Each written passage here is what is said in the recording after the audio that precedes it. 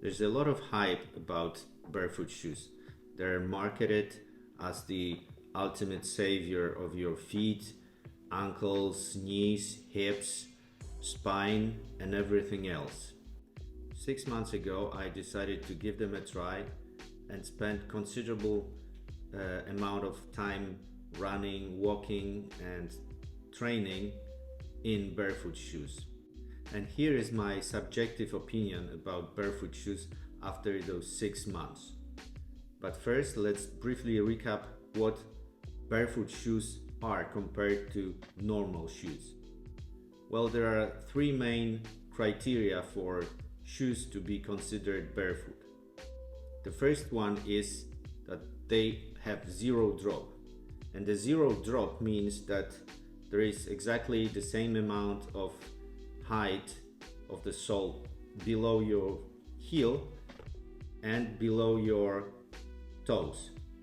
So your heel is not raised like in regular shoes, it's just flat. And ideally, of course, the thinner the sole in barefoot shoe, the better. In general, walking in barefoot shoes should be like walking barefoot, hence the name. So the shoe should be as invisible to your foot as possible. So a barefoot shoe is basically like a sock with a bit of sole that protects your foot from getting injured or getting hurt from sharp objects, and that gives you a bit of protection against dirt and cold.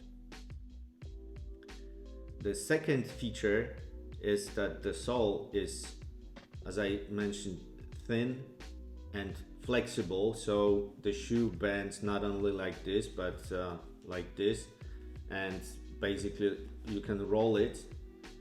And the reason for that is that you want to feel as much ground as possible, and that you want to allow your foot to work as much as possible, unlike in regular shoes where the sole is pretty stiff and rigid and does not allow for such free movements.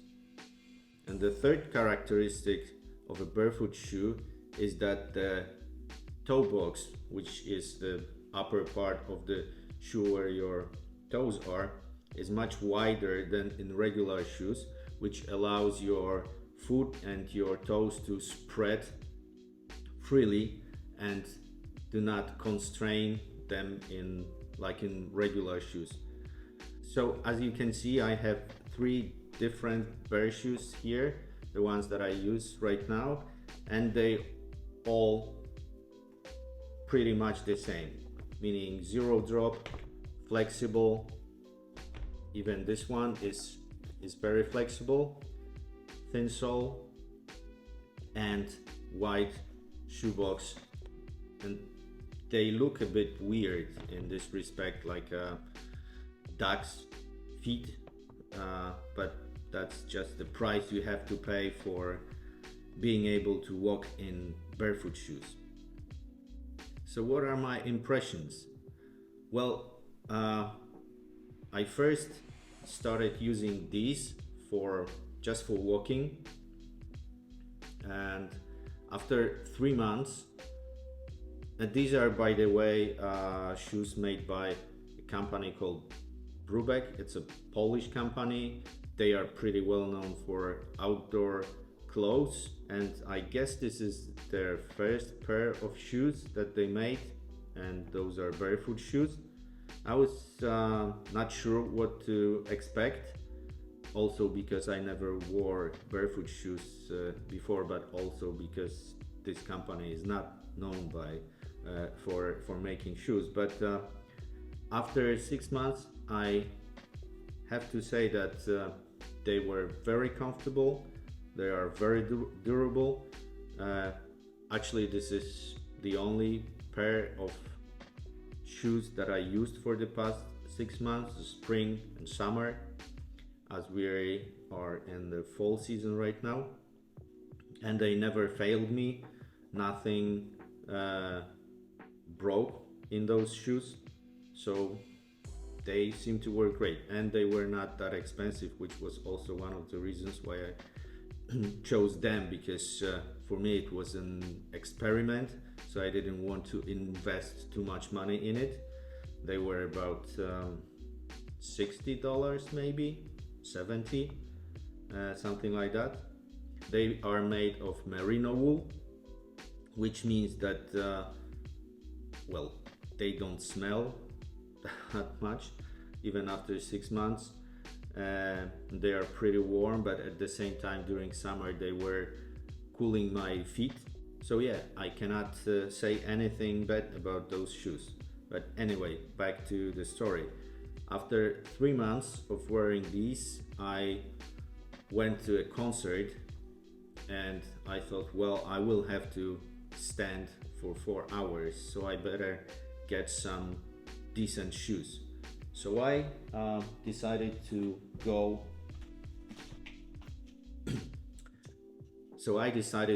with my running shoes.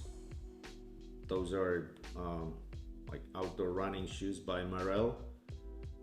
Very comfortable, at least at that time they seemed to feel very comfortable for me.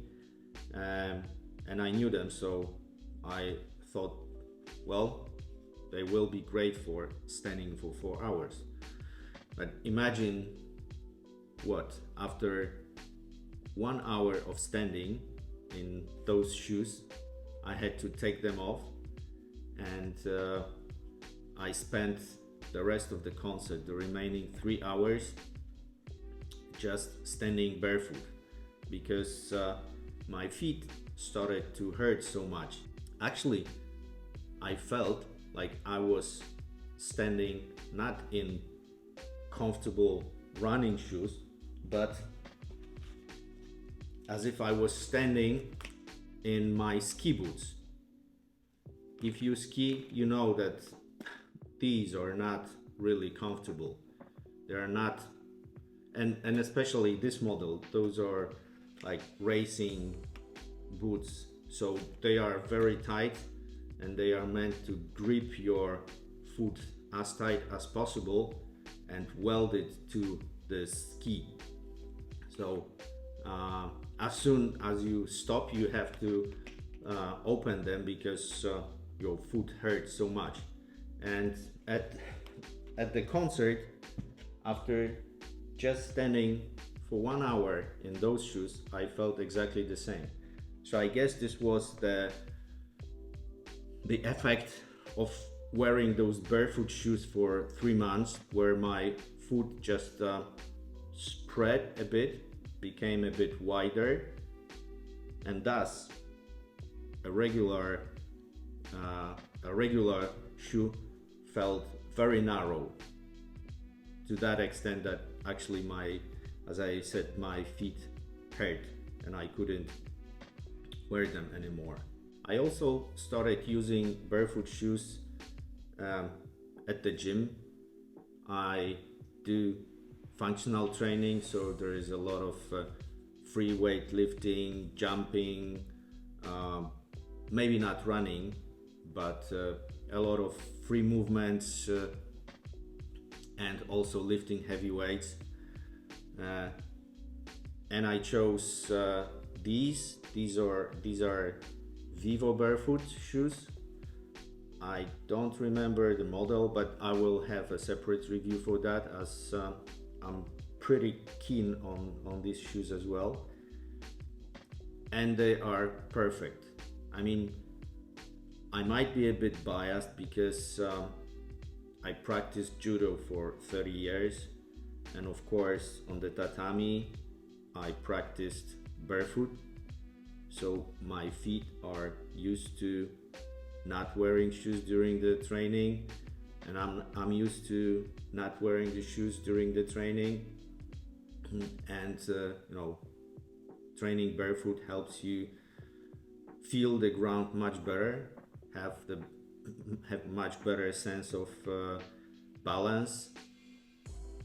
So barefoot shoes for functional training for me are a perfect choice.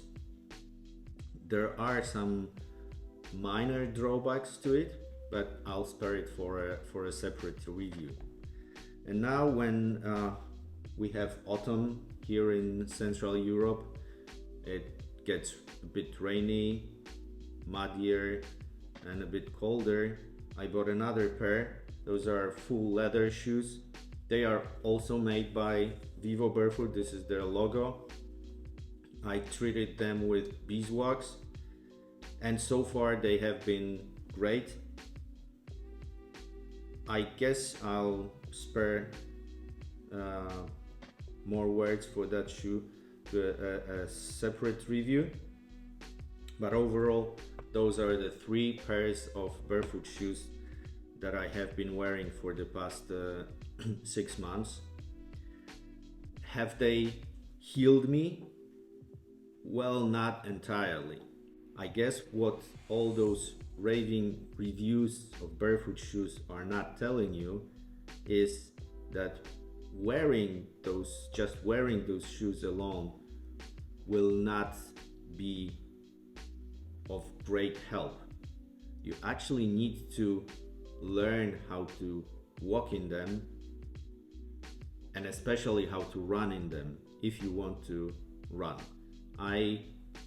For running, I still use my trusted Hokas, which is like the opposite scale of barefoot shoes because they have a very high heel, a soft foam that prevents my heel from strikes during the run. And this is exactly what you're not supposed to be doing in barefoot shoes, because since there is no protection for your heel, the sole is very thin and flexible. So if you run or walk as if you run or walked in regular shoes, you would hurt your heel, your other joints like knees and hips even more. And they say that when you wear those, you naturally adapt to a more proper way of, or a more natural way of walking or running like our ancestors did. Well, this is not exactly true, because, well, I'm almost 50, so I spent almost 50 years walking and running in normal shoes, except for those moments on the tatami where I practiced barefoot. But otherwise I used regular shoes, I ran in regular shoes, I practiced in regular shoes, walked everywhere in regular shoes. So I learned how to walk in regular shoes, which basically means that you heel strike. Like when you put your foot on the ground, you put your heel first, and then you strike with your heel. The force goes to your knee and then to your hip, which is not particularly healthy for your joints. And barefoot shoes are supposed to heal that, because you're supposed to walk more on the front of your foot, so you don't heel strike. You step on the front of your foot, so you don't there is not that much force on your heel, on your knees, and on your hips and your spine, etc. But it doesn't happen automatically. You have to learn how to walk or run in such shoes, otherwise you might injure yourself even more. And well, this is one problem that I have with all those raving reviews and glowing opinions about barefoot shoes. They by themselves do not perform miracles. You need to adapt to them, and you need to learn almost from the scratch. Well, maybe not from totally from the scratch, but you need to learn how to walk and how to run properly in order to save your knees and hips. But once you do that, and once you start using barefoot shoes properly, you are guaranteed, although I'm not a doctor, so don't sue me for that, but you are guaranteed that you will feel much better. I felt almost instantly that there is less strain on my knees and that there is less strain on my hips, but I had to be cautious on how I walk and how I put my feet on the ground. Even after those 6 months, I need to constantly remind myself that I need to be a bit more lean forward when I walk in those shoes, that I should not be striking with my heel. And even after that time, I'm still not using barefoot shoes for running, because I still haven't figured out a proper running technique for barefoot shoes. So what is my conclusion?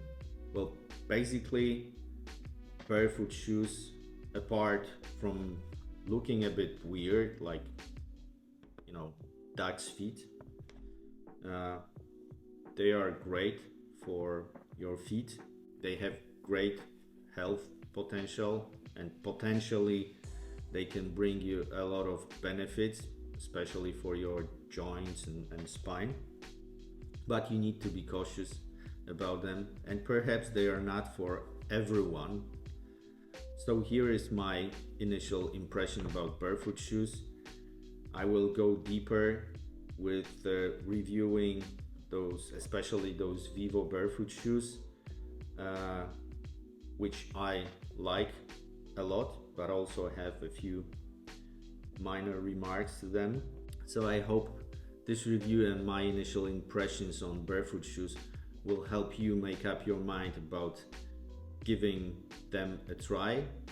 But remember that they alone won't heal you. You have to be mindful about them. And with that, I'm Greg. Thank you very much for watching, and see you in the next video. Scratch that.